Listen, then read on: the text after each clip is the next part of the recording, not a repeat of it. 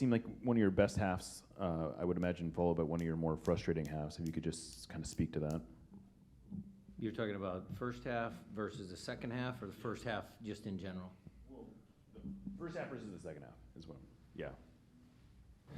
Well, if I had to find a positive in the second half, it was the effort that the guys put in. Javi came on, did a good job. Reed came on, Alex came in the midfield, which I thought was actually interesting, intriguing. Actually played pretty well in there. Nico came on, created some stuff. Knew whose effort,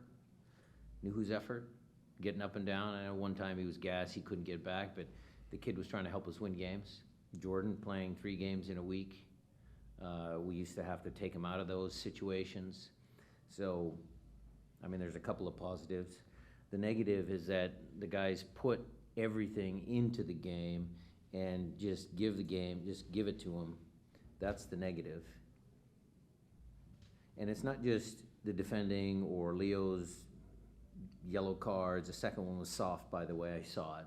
Very soft. The kid was going. He gets smashed by a guy that's 6'5", and Leo Chu's 5'7" and $125. But it's a team sport, and Jeremiah, if we had a really good first half, it would have been 3-0, and the game would have been over. And that's where everybody's super frustrated. Good old Lonzo next. Thank you, Oleg. How are you, Coach? I know it's a tough draw, but I would like to ask you more about the first yellow card that Leo Chu got, that it could be prevented and probably have a different result. Have you talked to him before to come to the press conference? Yes, I did. And I addressed it in front of the team, and that's done. Issue done, taken care of.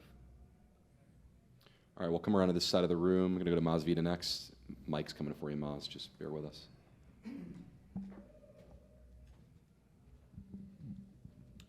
Brian, I'll go with the frustration of not making it 3-0. I mean, what can you do with that, or? Well, I thought we created chances. We just couldn't find the third goal. I mean, Raul has a chance. We get plenty of, half chances. Get the ball in their half, prime assist zone. I mean, we had some good chances. I'll have to go watch the tape to get a hold of all of the good chances that we had and all of the good stuff that we did in the first half. But yeah, 3-0 in the first half kills the game. How did you feel your center backs played overall today? Good. Jackson and Yama were solid, and like I said, Javi came on. Look, Javi's motivated. He had long-term injury. He looks fresh. I mean, they all played well.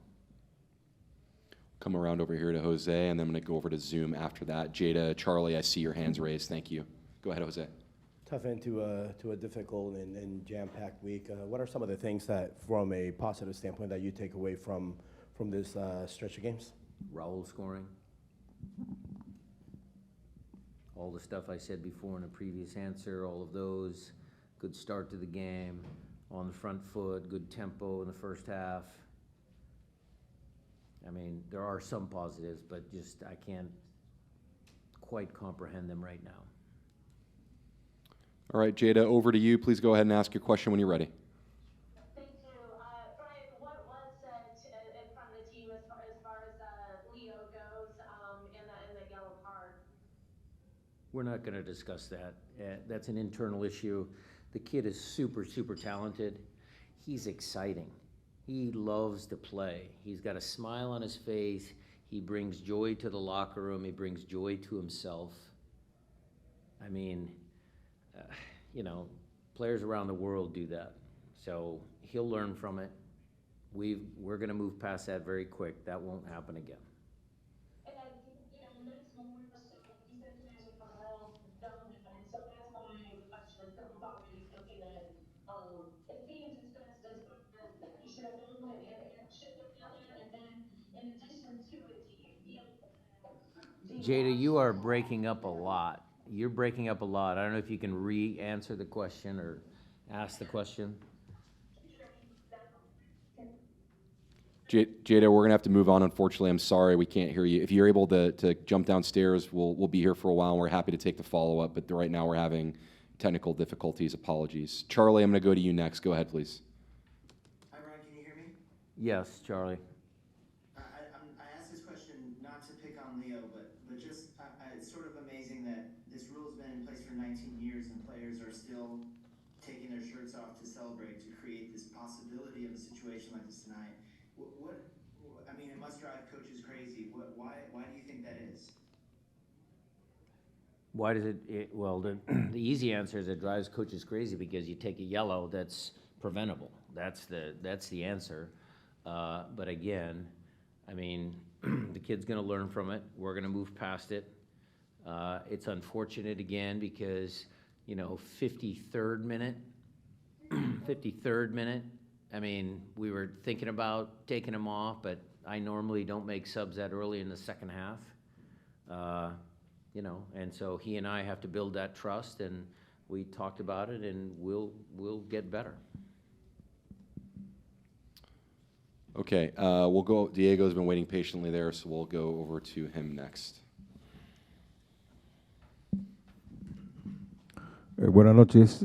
De acuerdo a cómo se desarrolló el partido y a las circunstancias que se dieron, ¿qué es lo que usted piensa? ¿Se ganó un punto o se perdieron dos? Y respecto a Ruiz Díaz, ha sido llamado a su selección. ¿Cómo piensa afrontar su ausencia? Gracias. According how the game went and the circumstances of the game, do you think that we ended up winning a point or losing 2 points? Losing 2. Perdimos 2. And the second question is regarding Raul Ruiz Díaz. He has been called to the national team, Peruvian national team. How are you going to manage that situation? Same as we manage Nuhu, Javi, anybody else, Jordan, Christian. We've had plenty of internationals. We understand it's a FIFA window. There's nothing we can do. So the team will still continue. And, it's an opportunity for Raul. So good for him. Lo vamos a manejar de la misma forma que lo manejamos con todos los otros jugadores que son llamados a su equipo nacional, como Nuhu, Cristian, etc. Y lo entendemos, es algo que lo venimos haciendo constantemente. Es una fecha FIFA, es una buena oportunidad para Raúl y esperamos que saque todo el provecho posible. All right, we'll come down here, Gigi, to Brandon. Hey, Coach. What was the game plan change, if any, between the Chu second yellow and then the first Portland goal there? You mean the throw-in? Yeah. We just went to a 4-4-1. There were no change in any tactics other than that. I mean, keep possession, clear the ball. We were gonna, see how the game went. Putting Jordan up front. Really, when you go down a guy, you got to bring another defensive player on. We elected to put Jordan up front. Those were the thoughts, but weren't able to get him in time. I didn't want to go to back line of 5 that early. All right, we'll come down here to the front row. We have 2 questions.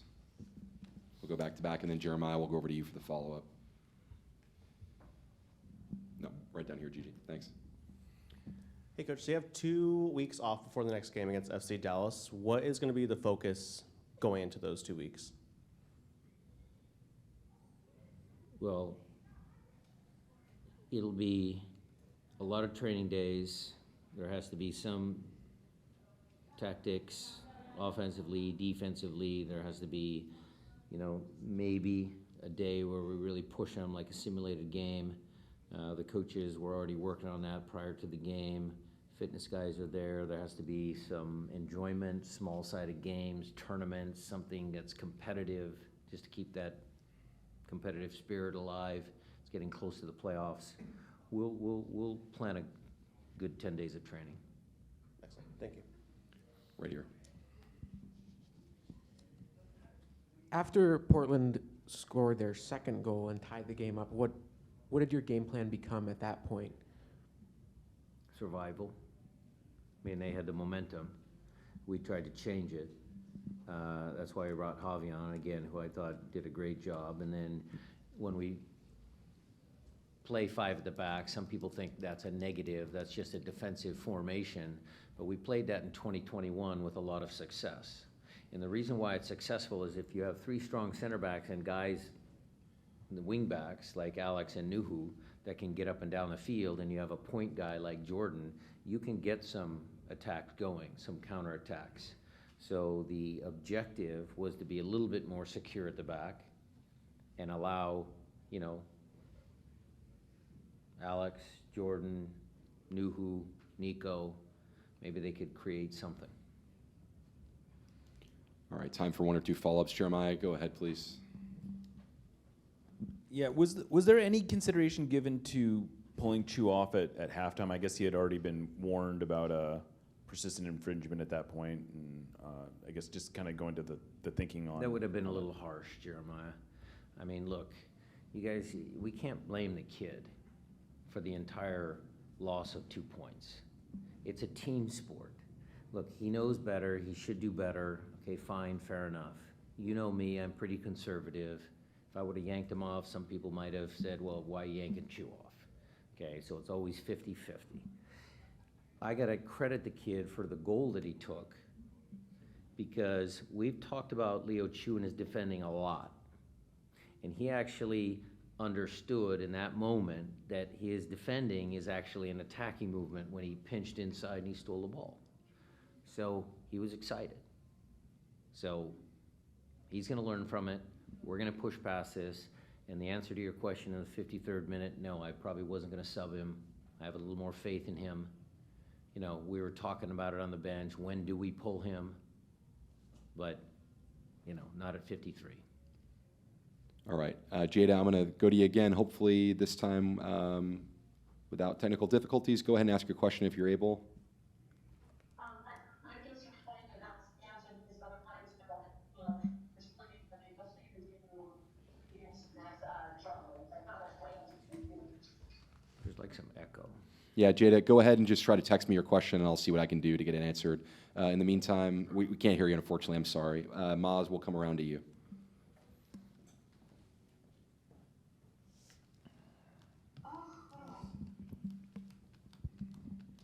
Brian, when the dust settles, do you evaluate this game as 2 halves? I mean, because just to your point, in that 2-0, you were active, you're the front foot, you go up 2-0. And then there's the second half to where you're playing 2 down. Do you then kind of message those 2 a little different, but yet it's still a 2-2? Well, that's actually a really good question, Maz, because again, I'll watch the tape, but I don't think the first 5-6 minutes of the second half, we came out very sharp. There were a couple loose balls. I don't know. Again, I'll look at it, but I didn't think we were really sharp coming out at halftime. The learning curve there is 2-0 is a dangerous lead. We all know that.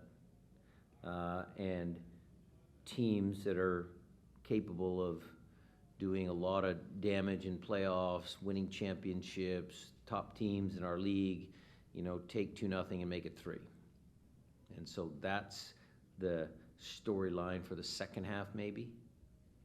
Okay, first half was a shoulda, coulda, woulda, but the second half was, did we come out of halftime determined to make it 3-0?